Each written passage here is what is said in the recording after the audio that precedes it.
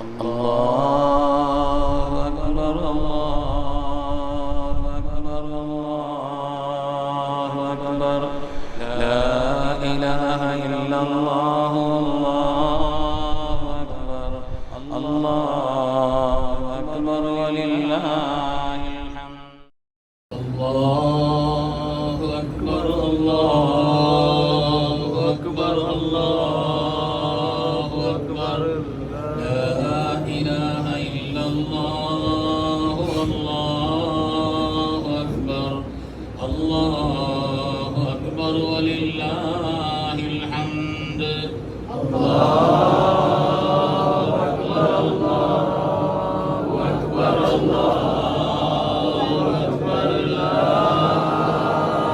إله إلا الله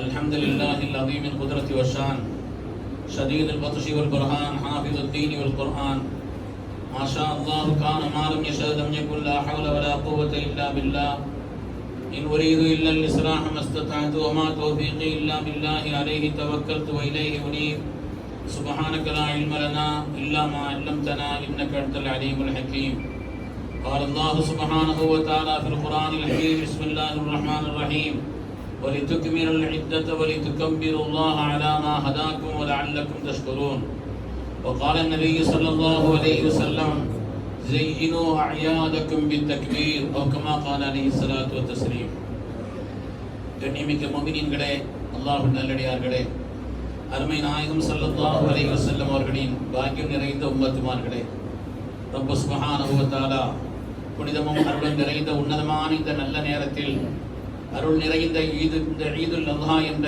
திருநாளில் மகிழ்ச்சியான நன்னாளில் புனிதமான ரமதானுடைய நோன்பை நிறைவு செய்துவிட்டு அல்லாஹு தஆலா இன்று பெருநாளை கொண்டாடுவதற்கு உண்டான ஒரு வாய்ப்பை தந்தான். அல்ஹம்துலில்லாஹ், நாம் ரப்புக்கு நன்றி செலுத்துகிறோம். ஆரம்பமாக உங்கள் எல்லோருக்கும் எனது இந்த ஈதுல் அல்ஹா இந்த ஈகை திருநாளுடைய நல்வாழ்த்துக்களை தெரிவித்துக் கொள்கிறேன். அல்லாஹு தஆலா நம்முடைய மகிழ்ச்சியை பன்மடங்காக ஆக்கி அருள்வானாக. இதை அல்லாஹ் தொடர செய்தருள்வான். சங்கைக்குரியவர்களே, இந்த ஈதனுடைய விசேஷமே தக்பீர் தான். ஸையினு அஅயாதக்கும் பித்தக்பீர், தக்பீரை கொண்டு உங்களுடைய பெருநாள்களை அலங்கரித்துக் கொள்ளுங்கள் என்று சொல்வார்கள் கண்மணி முஹம்மது ரசூலுல்லாஹி ஸல்லல்லாஹு அலைஹி வஸல்லம். தக்பீர் என்பது சாதாரணமானதல்ல. அது கலிமத்துன் அஸீமத்துன் முபாரக்கா, பரக்கத்தான வார்த்தை. அல்லாஹ்விடத்திலே மிக மிக கண்ணியமான ஒரு சொல், சாதாரணமான ஒரு சொல் அல்ல. அல்லாஹு அக்பர் என்ற இந்த வார்த்தை இருக்கிறதே சாதாரணமான ஒரு சொல் அல்ல. ரப்பின் நேசத்தை பெற்ற சொல், ரப்பின் நேசத்தை பெற்ற ஒரு மகத்தான சொல்.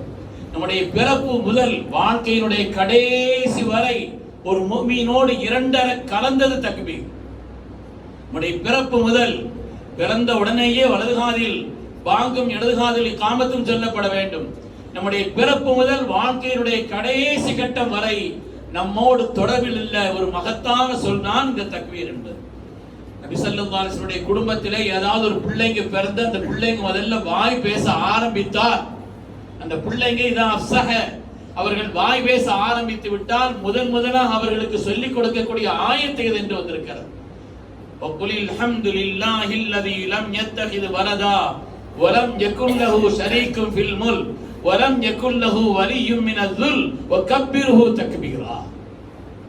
இந்த தக்பீர் சொல்லுங்கள் என்ற கருத்திலே உள்ள இந்த குர்ஆனுடைய வசனத்தை தான், இந்த ஆயத்தை தான் நபி ஸல்லல்லாஹு அலைஹி வஸல்லம் குடும்பத்தில் பிறந்த எல்லா பிள்ளைகளுக்கும் முதலில் இந்த ஆயத்தை கற்றுக் கொடுப்பார் வந்திருக்கிறார். தக்பீர் என்பது சாதாரணமானதல்ல. அருமையான பெருமக்களே, சில இடங்களிலே தக்பீரை சொல்றது ஃபர்து, சில இடங்களிலே தக்பீரை சொல்வது வாஜிப். ஜனாஸாவுடைய தொழுகையிலே அல்லாஹு அக்பர் அல்லாஹு அக்பர் அல்லாஹு அக்பர் அல்லாஹு அக்பர் 4 தடவை சொல்வது ஃபர்து. சில இடங்களிலே தக்பீரை சொல்வது வாஜிப். தொழுகையுடைய இன்திகாலாத்தில் ஒரு நிலையிலிருந்து மற்றொரு நிலைக்கு மாறுகிறோமே, அல்லாஹு அக்பர் அல்லாஹு அக்பர், சுஜூதுக்கு செல்கிறோம், நிலைக்கு வருகிறோம், சுஜூதுக்கு செல்கிறோம், எழுந்திருக்கிறோம். இந்த நிலைகளில் ஏற்படக்கூடிய அந்த தக்பீர் என்பதை மார்க்கம் வாஜிபாக ஆக்கி வைத்திருக்கிறது. ஒரு நாளைக்கு நாம் சொல்லக்கூடிய தக்பீர் ஃபர்தான தொழுகைகளில் மாத்திரம் 94 தடவை சொல்றோம். ஃபர்தான தொழுகைகளில் மாத்திரம் 2 ரக்காத்துள்ள தொழுகையாக இருந்தால் அல்லாஹு அக்பர் 11 தடவை அதுல வருது. 3 ரக்காத்துள்ள தொழுகையாக இருந்தால் அல்லாஹு அக்பர் என்பது 17 தடவை வருகிறது. 4 ரக்காத்துகள் உள்ள தொழுகையாக இருந்தால் 21 தடவை வருகிறது. ஆக நாம் தொழக்கூடிய அந்த ஃபர்தான தொழுகைகளில் மாத்திரம் 94 தடவை அல்லாஹு அக்பர் அல்லாஹு அக்பர் அல்லாஹு அக்பர் என்று அல்லாஹு தஆலா கியாமத் வரை இந்த உம்மத்தினுடைய கடமையான தொழுகையில் இன்திகாலாத்தில் அதனுடைய இடம் மாறுகின்ற நேரத்திலே அல்லாஹ் சொல்லும்படி சொல்லியிருக்கிறான் என்று சொன்னால் அல்லாஹு அக்பர் அது எவ்வளவு பெரிய கண்ணியம் வரப்படுது. இந்த வார்த்தை எவ்வளவு பெரிய கண்ணியம் அருமையானவர்களை, சாதாரணமான ஒரு வார்த்தை அல்ல. ஒரு தடவை நாங்கள் ஸல்லல்லாஹு அலைஹி வஸல்லமோடு பயணம் செய்து கொண்டிருந்தோம். அந்த நேரத்தில் ஒரு சஹாபி அவர்கள் அல்லாஹு அக்பர் கபீரா வல்ஹம்துலில்லாஹி கஸீரா வசுப்ஹானல்லாஹி வபிஹம்திஹி புக்ரத்தம் வாசீலா என்று சொன்னார். ஸல்லல்லாஹு அலைஹி வஸல்லம் மணில் காயில் சொன்னால் யார் என்று கேட்டார்கள். அல்லாஹ்வுடைய ரசூல் திரும்ப கேட்கிறார்கள், யார் என்று கேட்கிறார்கள். அஜப்துலஹா, அந்த வார்த்தைக்காக வேண்டி அல்லாஹ்விடத்தில் அவருக்கு கிடைத்த மரியாதையை நினைத்து நான் ஆனந்தப்பட்டேன், ஆச்சரியப்பட்டேன். காரணம் என்று சொன்னால் இந்த வார்த்தை சொல்லப்பட்ட உடனேயே ஃபுத்திஹத் லஹா அப்வாபில் ஸமா, வான்மண்டலத்தினுடைய கதவுகள் எல்லாம் திறந்து சொர்க்கம் காட்டப்படுகிறது. அந்த வார்த்தையினுடைய கணம் சாதாரணமானது. அந்த வார்த்தையினுடைய கணம் அல்லாஹ் தஆலா ஒவ்வொரு கட்டத்திலேயும் வாங்கிலும் இகாமத்திலும் மாத்திரம் ஒரு நாளைக்கு 50 தடவை அல்லாஹு அக்பர் என்று சொல்லப்படுகிறது. வாங்கில் இகாமத்தில் மாத்திரம் ஒரு நாளைக்கு 50 தடவை அல்லாஹு அக்பர் என்ற வார்த்தை சொல்லப்படுகிறது. நம்முடைய தொழுகைகளிலே, பெருநாட்களிலே, காபாவை பார்க்கும் பொழுது, தவாஃப் செய்யும் பொழுது, சை செய்யும் பொழுது, கல்லறியும் பொழுது, உல்ஹியாவிலே ஒவ்வொரு கட்டத்திலேயும் அல்லாஹு அக்பர் அல்லாஹு அக்பர் அல்லாஹு அக்பர் என்று சொல்லப்படுகிறது என்று சொன்னார். அருமையானவர்களே, கணத்தையும் கண்ணியத்தையும் நாம் புரிய வேண்டும். சாதாரணமான ஒரு வார்த்தை, அது அவ்வளவு கம்பீரமான வார்த்தை. இது மாத்திரமல்ல, மகிழ்ச்சியான ஒவ்வொரு கட்டத்திலேயும் சஹாபாக்கள் தக்பீர் சொல்லி இருக்கிறார். மகிழ்ச்சியான கட்டத்திலே ஸல்லல்லாஹு அலைஹி வஸல்லம் ஏதாவது சோபனம் சொன்னார், சஹாபாக்கள் எல்லோரும் சேர்ந்து அல்லாஹு அக்பர் என்று சொல்வார். இதா ராய்துல் ஹரீர், ஒரு இடத்தில் தீ பிடிக்கிறதா, ஃபக்கபிரு அல்லாஹு அக்பர் என்று சொல்லுங்கள், ஃபஇன்ன தக்பீர துத்ஃபிஹு, அந்த தக்பீர் தீயை அணைக்கும் என்று சொன்னார்கள். இந்த தக்பீர் தீயை அணைக்கும் என்று சொன்னார். சாதாரணமான ஒரு வார்த்தை அல்ல. அதனுடைய கண்ணியம் என்பது அவ்வளவு மகத்துவமிக்கதும் அவ்வளவு மேன்மையானதும் என்பதிலே எந்த விதமான சந்தேகம் இல்லை. அருமையான பெருமக்களே, அத்தகைய தக்பீருடைய நாட்களாக அல்லாஹு தஆலா இந்த பெருநாளை அமைத்திருக்கிறான் என்று சொன்னால் நாம் கொடுத்து வைத்தவர்கள் ஆனந்தத்தோடும் இன்பத்தோடும் நம்முடைய மகிழ்ச்சியை வெளிப்படுத்துவதற்கு அல்லாஹு அக்பர், ரப்பே நீதான் பெரியவன். வாழ்க்கையில் எப்படிப்பட்ட உயர்வான கட்டத்தை, பொருளாதாரத்திலோ, அதிகாரத்திலோ, வேறு அழகிலோ, வேறு எந்த நிலையிலோ நான் உயர்ந்தாலும் அல்லாஹ்வே நான் சாதாரணமானவன், நீதான் கண்ணியமானவன், நீதான் கண்ணியமானவர் என்று ரப்பினுடைய அதுமத்தை, அவனுடைய கண்ணியத்தை, அவனுடைய மேலான உயர்வை வெளிப்படுத்தக்கூடிய வார்த்தை தான் அல்லாஹு அக்பர். கேட்கும் பொழுது விட நம்ம சொல்லணும் அல்லாஹு அக்பர். சாதாரண ஒரு வார்த்தை. அந்த வார்த்தைக்கு அல்லாஹ்விடத்திலே கிடைக்கக்கூடிய மரியாதை என்பது அவ்வளவு உன்னதமான அல்லாஹ் தஆலா. அதனால்தான் நம்முடைய மகிழ்ச்சியான நாட்களில், புனிதமான நோன்பு பெருநாளிலும், இந்த ஈகை திருநாளிலும், ஹஜ் பெருநாட்களிலும் அல்லாஹ் தஆலா தக்பீரை தான் நமக்கு நடைமுறையாக ஆக்கியிருக்கிறார். மகிழ்ச்சியினுடைய வெளிப்பாடு அல்லாஹ் தஆலா காலமெல்லாம் இந்த மகிழ்ச்சி அல்லாஹ் தொடர்ச்சி அல்லாஹ் தஆலா நமக்கும் நம்முடைய சந்ததிகளுக்கும் எல்லா விதமான மேன்மைகளையும் பெறுவதற்கு அல்லாஹ் தஆலா இந்த நாட்களை காரணமாக்கிறார். பெருமையான பெருமக்களே, பெருநாளுடைய செய்தியாய் ரப்பினுடைய சொர்க்கத்தை பெறுவதற்கு அல்லாஹ் 3 வழிகளை வச்சிருக்கிறார். ரப்பினுடைய உன்னதமான சொர்க்கம், வாழ்க்கையில வெற்றியும் லட்சியமும் அதுதான். ஒரு மனிதர் சொர்க்கத்தை பெற்றுவிட்டார், வாழ்க்கையிலே அவர் உன்னதமான வெற்றியை பெற்று, வாழ்க்கையில வேறு நடைமுறையில எந்த வெற்றியை பெற்றாலும் சரி, அதுவெல்லாம் தற்காலிகம், நிலையான நிரந்தரமான, லா யமூது ஃபீஹா வலா யஹ்யா, அப்புறம் மரணம் எல்லாம் கிடையாது, காலிதீன ஃபீஹா, நிரந்தரமான வெற்றி என்று அல்லாஹ் சொல்கிறானே, அந்த உன்னதமான சொர்க்கத்தை பெறுவதுதான் வாழ்க்கையினுடைய ஒரு மனிதனுடைய லட்சியமான மகத்தான வெற்றி. இந்த சொர்க்கத்தை அடைவதற்கு அல்லாஹ் தஆலா 3 வழிகளை வைத்திருக்கிறார். முதலாவது பிரதானமானது ஈமான். இரண்டாவது சாலிஹான அமல்கள், மூன்றாவது உயர்ந்த நற்குணங்கள், பண்பாடுகள். இந்த மூன்றும் தான் சொர்க்கத்தை அடைவதற்கான வழிகளாக ரப்பு தஆலா ஆக்கியிருக்கிறார். இந்த பயிற்சியை தான் ரமதான் நமக்கு தந்தது. இந்த பயிற்சியை தான் ரமதான், புனிதமான ரமதான் நோன்பு நமக்கு கற்றுத் தந்தது. புனிதமான ரமதானை பொறுத்தவரையிலே சங்கையான பெருமக்களே, அற்புதமான பயிற்சி. நோன்பு வைக்கிறோம்.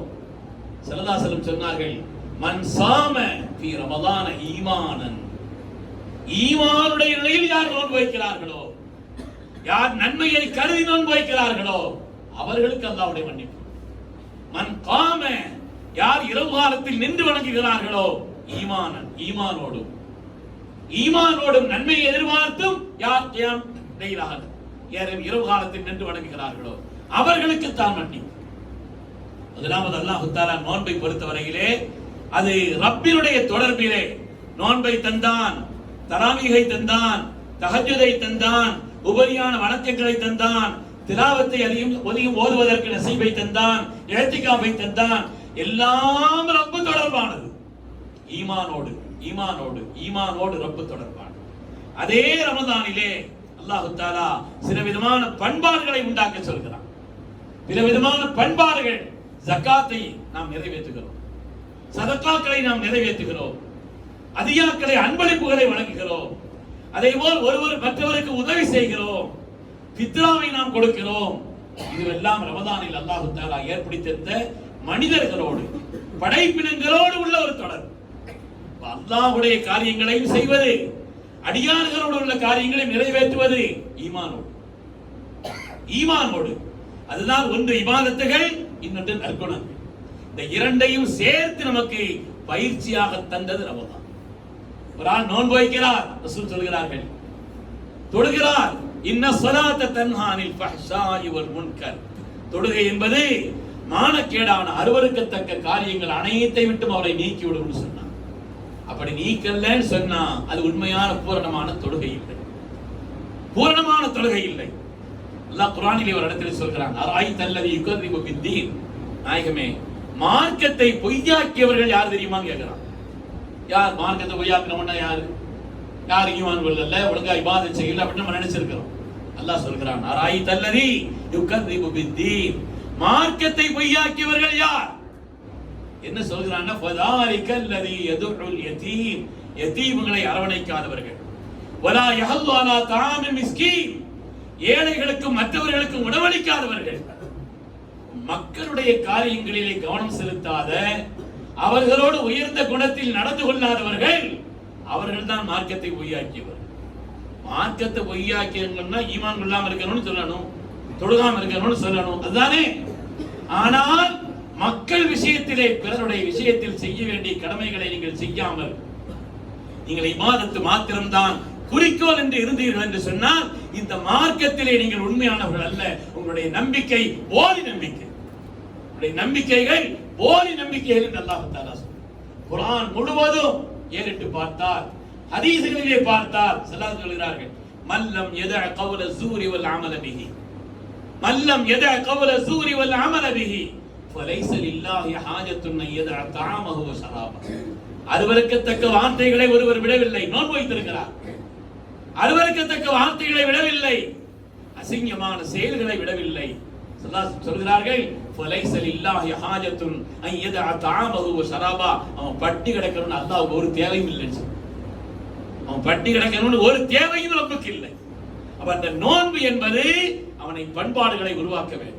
அந்த நோன்பு என்பது மக்களிடத்திலே சீரான குணத்தோடு நடந்து கொள்வதற்குண்டான உன்னதமான நிலையை, ஈமானை பற்றி அதற்கு பிறகு இபாதத்தில் ஆகி அது உயர்ந்த குணங்களை, பண்பாடுகளை உண்டாக்கினால்தான் அந்த இபாதத் நிறைவான இபாதத்.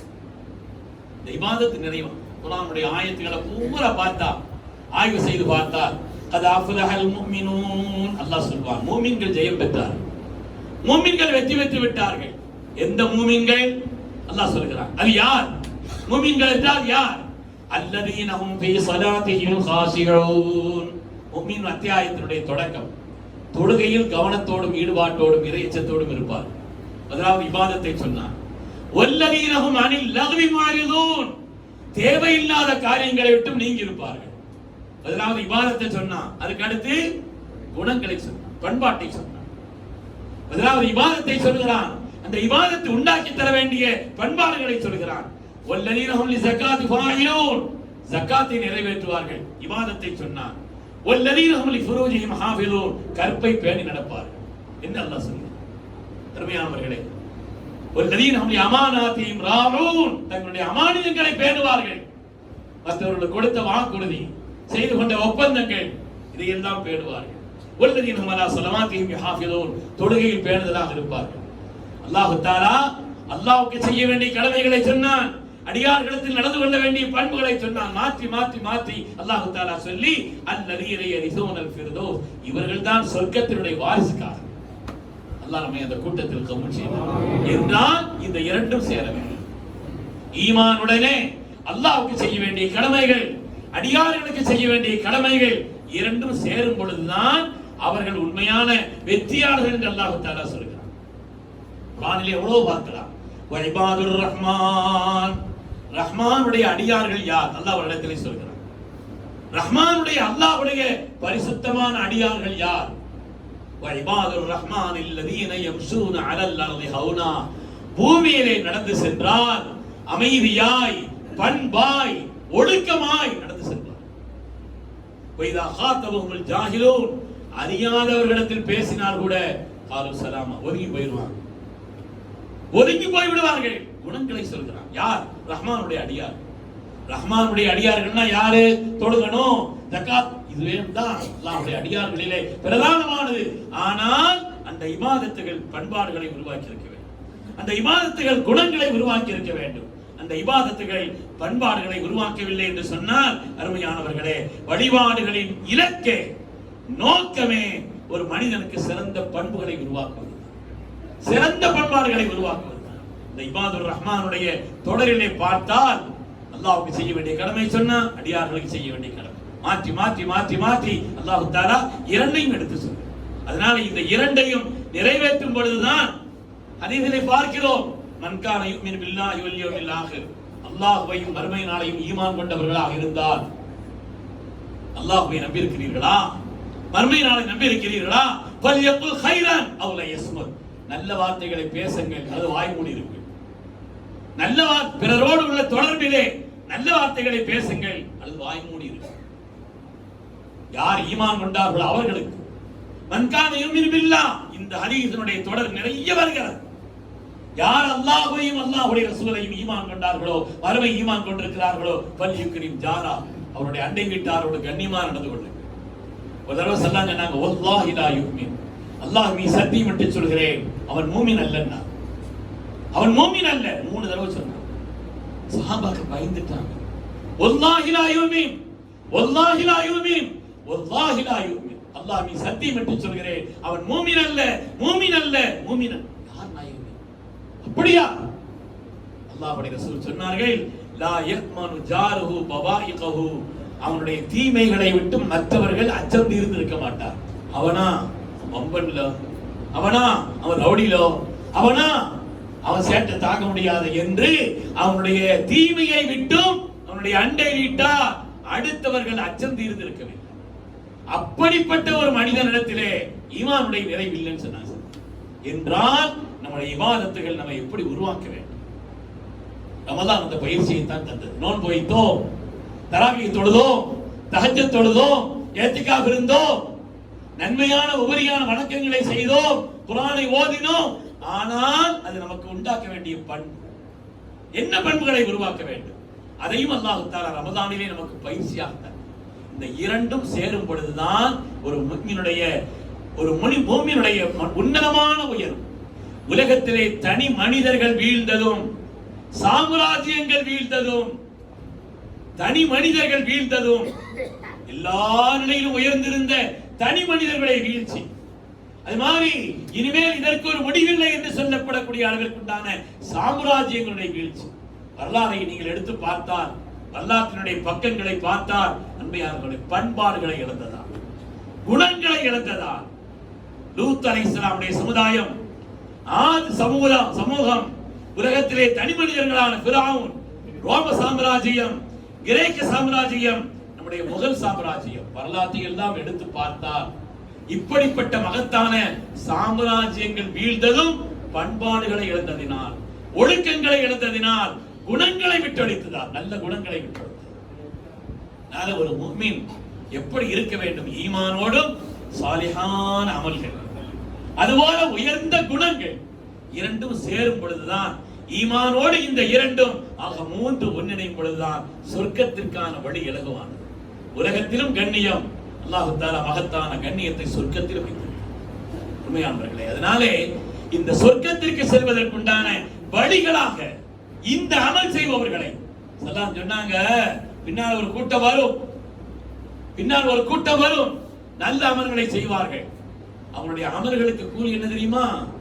சாதாரணமா நீங்க எப்படி சாதாரணமா அமல் செய்றீங்களோ அது மாதிரி தான் செய்வாங்க. ஆனால் லில் ஆமிலி ஃபீஹின்ன மிஸ்லு அஜ்ரு 50 ரஜுலன், 50 பேருடைய கூலி. 50 மனிதர்கள் யஅமலூன மிஸ்ல அமலிக்கும், உங்களை போல அமல் செய்வாங்க. ஆனா உங்களை மாதிரி 50 பேருக்கு சேர்த்து ஒரு ஆளு கூலி கொடுக்கப்படுங்க. சஹாபாக்கள் வியந்துட்டாங்க. நாயகமே என்ன சொல்றீங்க? யா ரசூலல்லாஹ், அஜ்ரு 50 மின்னா அவ் மின்ஹும், எங்கள்ல உள்ள 50 பேரா, அவங்க வாழ்ற காலத்தில் உள்ள 50 பேர் சேர்ந்து ஒரு ஆளுக்கா? அவங்களுக்கு ஆச்சரியத்தோடு கேட்கிறார்கள்.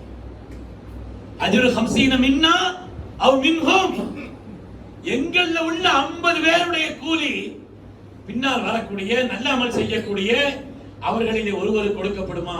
இல்ல அவங்க வாழ்ற காலத்துல ஒரு 50 நல்ல மனுஷன் அவர்களை சேர்த்து கூலி ஒரு ஆளுக்கான்னு கேட்டாங்க. சொன்னாங்க இல்லை இல்லை, பல் அஜ்ரு 50 மின்கும், உங்கள்ல உள்ள 50 பேருடைய கூலி ஒரு ஆளுக்குன்னா. சுப்ஹானல்லாஹ், சாதாரண வார்த்தையா இது? அப்படிப்பட்ட அமலாக நம்முடைய அமல் இருந்தால், அல்லாஹ்வுக்கு செய்ய வேண்டிய அமல்களோடு பண்பாடுகளை உருவாக்கக்கூடிய அந்த அமல்களாக இருக்குமானால் ஒருவருக்குண்டான கூலி என்பது சஹாபிகள் அமல் செய்த கூலியிலே 50 பேருடைய கூலி ஒருவருக்கு வழங்கப்படும். அல்லாஹ் ரசூலின் சத்திய வாக்கு பெறுவது சாதாரணமான வாக்கு. அதனால இந்த இரண்டையும் இணைத்திருக்க வேண்டும். ஜபலா என்ற ஒரு நாட்டினுடைய மன்னர் ஈமான் கொண்டார் உமர்தானுடைய காலகட்டத்தில். ஜபலா என்ற அந்த நாட்டினுடைய மன்னர் ஈமான் கொள்கிறார். ஷாமிலே இருந்த கஸ்ஸான் என்ற அந்த கோத்திரத்தாருடைய மன்னர் தலைவர், அந்த அரசர் ஈமான் கொள்கிறார். உமர்தானுடைய காலம். உமர் ரலியல்லாஹு தஆலா அவர்கள் அவருக்கு ஈமானுடைய நிலை எல்லாத்தையும் முடிச்சிட்டு, நீண்ட வரலாறுகள் இருக்கிறது, நேரமாகிடுச்சு, தவாப் செய்தார். ஹஜ்ஜுடைய காலம், அதனால இவர் மக்காவுக்கு வந்திருந்தார். தவாப் செய்கிறார். தவாப் செய்கின்ற நேரத்திலே நீண்ட நெடிய அங்கி, மன்னர் அல்லவா, நீண்ட நெடிய அங்கி போட்டுக்கொண்டு தவாப் செய்கிறார். அந்த தவாஃபிலே அவருக்கு பின்னால் வந்த ஒருவர் வாத்தியா ரஜுலன் அலா இசாரிஹி, நீண்டிருந்த அந்த ஆடையின் மீது ஒரு ஃபகீர், ஒரு ஃபகீர், பனு மஸாரா என்ற கூட்டத்தை சார்ந்த ஒரு ஃபகீர், அவர் பின்னால் தவாஃபில் வந்துட்டு இருக்காரு. தற்செயலா இவருக்கு இவருடைய அங்கியை மிதிச்சிட்டார். மிதிச்ச உடனே நிலை தடுமாறி விட்டார். மன்னர் நிலை தடுமாறிட்டார். பார்க்கிறார், தன்னுடைய அங்கியை ஒரு ஆள் மிதிச்சு விட்டார். அதனால நிலை தடுமாறார். ஓ லத்த மாத்திரம் ஓங்கி கண்டத்தில் ஒரு அறை கொடுத்துட்டார். ஓங்கி ஒரு அறை கொடுத்துட்டார். அறை கொடுத்துட்டு அவர் சொன்னார், வலவலா ஹுர்மத்துல் பைத், பைத்துல்லாஹ்வுடைய கண்ணியத்துக்கு அவனை விட்டு வைக்கிறேன், இல்லைன்னா அவனை கொலை செய்திருவேன். பைத்துல்லாஹ்வுடைய கண்ணியம், அல்லாஹ்வுடைய வீட்டினுடைய கண்ணியத்துக்காக விட்டு வைக்கிறேன், இல்லைன்னா இந்த தரத்து உன்னை நான் கொலை செய்திருவேன். அவரு நீதிக்கு பெயர் பெற்ற செய்தனா உமர் ரலியல்லாஹு முறையிட்டார். உமர் ரலியல்லாஹு தஆலா அவர்கள் அவரை கூப்பிட்டாங்க, வாங்க.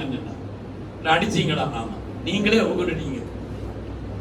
ஒப்புக்கொண்டீங்க குற்றத்தை, அதனால ஒண்ணும் பிரச்சனை இல்லை. அவர் ஓங்கி உங்களை திருப்பி அடிக்கணும்னா, அவர் திருப்பி உங்களை அடிக்கணும்னு சொன்னாங்க.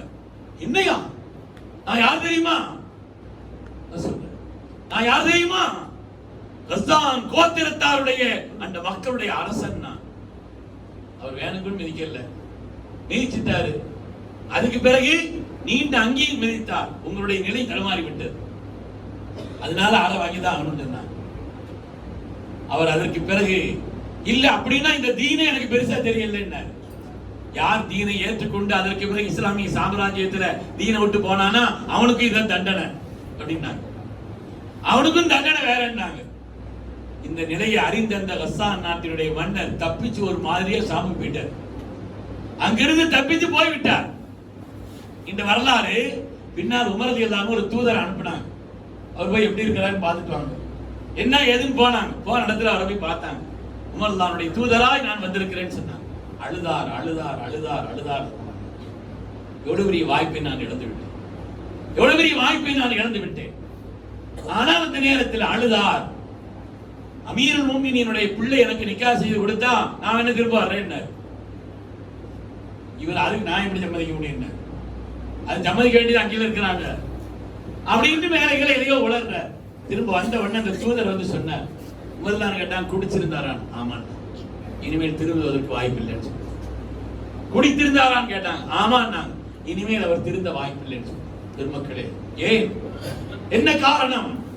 அவருடைய ஈமான், அவருடைய இஸ்லாம், அவருடைய தவாப், அவருடைய அதப், அவருடைய இமானத் அவருக்கு நல்ல குணங்களை உண்டாக்கி வைக்கும். நல்ல குணங்களை உண்டாக்கி வைக்கவில்லை, தீனை விட்டு சென்று. அதனாலே வாழ்க்கையிலே நாம் ரமதானிலே பெற்ற அந்த பயிற்சியாய் அல்லாஹ்வுக்கு செய்ய வேண்டிய கடமைகளையும் பேணுதலா செய்யணும். அடியார்களோடு மற்றவர்களோடு இந்த குணங்களை, நல்ல பண்புகளை நாம் வெளிப்படுத்த வேண்டும். அல்லாஹ் தஆலா இந்த பெருநாளுடைய மகத்துவத்தை கொண்டு அத்தகைய உயர்ந்த இபாதத்துள்ளவர்களாய், சிறந்த பண்பாடு உள்ளவர்களாய், உயர்ந்த குணத்திற்கு சொந்தக்காரர்களாய் அல்லாஹ் எல்லோரையும் கபூல் செய்தருள்வானாக. ஆமீன் ஆமீன் யா ரப்பல் ஆலமீன். வ ஆகிரு தஅவானா அனில் ஹம்துலில்லாஹி ரப்பில் ஆலமீன்.